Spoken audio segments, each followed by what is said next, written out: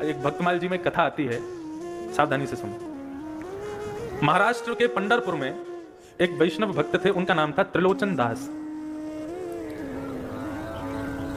अपनी युवावस्था में ब्याह के बाद उनको कोई संतान नहीं हुई, तो वो निश्चिंत रहे, चिंता नहीं की। उन्होंने कहा श्री पंडरीनाथ भगवान ने हमको संतान नहीं दी, क्यों? क्योंकि पंडरीनाथ भगवान हमारे पुत्र हैं, वे ही हमारे पुत्र के रूप में है, इसलिए हमको उन्होंने कोई संतान नहीं दी। ऐसी भावना वो रखते थे। किसी वैष्णव संत की उन्होंने कथा सुनी, उस कथा में गौ ब्राह्मण संत सेवा इसको सर्वाधिक श्रेष्ठ जानकर के उन्होंने संत सेवा शुरू कर दी अपने घर में। तो रोज क्या करते थे, अपने घर के बाहर खड़े हो जाते। जो पंडरीनाथ भगवान, विट्ठल भगवान, पंढरपुर का नाम सुना है आप लोगों ने? पंढरपुर में भगवान कृष्ण का अद्भुत मंदिर है। वहां पर भगवान कृष्ण दोनों कमर पर ऐसे भुजा रख करके और ईंट के ऊपर खड़े हुए हैं। उनका नाम है विट्ठल, श्री विट्ठल भगवान। भगवान कृष्ण का ही स्वरूप है। एक पुंडलीक नाम का उनका भक्त था। वो अपने माता पिता की इतनी सेवा करता था कि उसकी सेवा से प्रसन्न होकर के भगवान उसको दर्शन देने गए।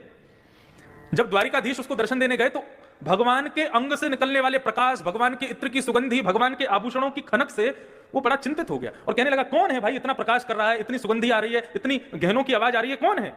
तब लक्ष्मी जी ने कहा, पुंडलीक भगवान आए हैं तुमको दर्शन देने। वो अपने माता पिता के चरण दबा रहा था। तो उसने कहा, मैंने तो बुलाया नहीं भगवान को, क्यों आए हैं? बोले, भैया तुम्हारी माता पिता की चरण में भक्ति इतनी दृढ़ है, उसको देख करके भगवान आए हैं। तो बोले, इनको पाने के लिए थोड़ी करता हूं, अपने माता पिता को सुख देने के लिए करता हूं। लक्ष्मी बोली, जिसके द्वार पर भगवान जाते हैं वो भगवान को आमंत्रण करने के लिए सिंहासन देता है। ठीक है तुम सेवा कर लो, लेकिन भगवान को कोई आसन तो दे दो खड़ा होने के लिए, बैठने के लिए।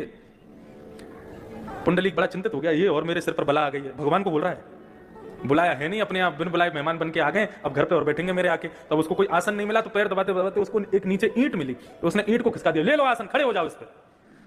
रुक्मणी जी को गुस्सा आ गया, भगवान का हाथ पकड़ लिया, बोले बिल्कुल नहीं रुकोगे यहाँ पे, ऐसा अपमान करने वाले भक्त यहाँ रुकेंगे हम?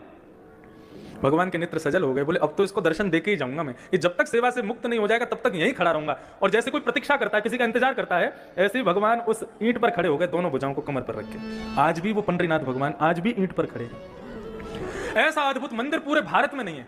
प्रत्येक मंदिर में आपको दूर से दर्शन होगा, लेकिन केवल श्री विट्ठल भगवान का मंदिर है जहां पर भक्त भीतर जाकर के पंडरीनाथ भगवान को गले लगा सकते हैं। गले लगाओ तब वहां से बाहर जाओ। जब गले लगाते हैं तो भगवान की इत्र की सुगंधी पूरे हमारे अंग में आ जाती है। इतना सुंदर मंदिर है, अद्भुत। तो पंडरीनाथ भगवान को त्रिलोचन जी अपना पुत्र मानते थे, ये कथा में बोल रहा था। त्रिलोचन जी ने संत सेवा शुरू कर दी, तो पंडरीनाथ भगवान, श्री विट्ठल भगवान के जो लोग दर्शन करने जाते थे सबको बोलते थे, प्रसाद पाइए, प्रसाद पाके जाइए, प्रभु प्रसाद पाके जाइए। अच्छा, एक मैं नियम आपको बता के जाऊं। इस कथा के जो मुख्य आयोजक परिवार हैं, इस कथा के रूप में हम आपको कुछ दे पाए नहीं दे पाए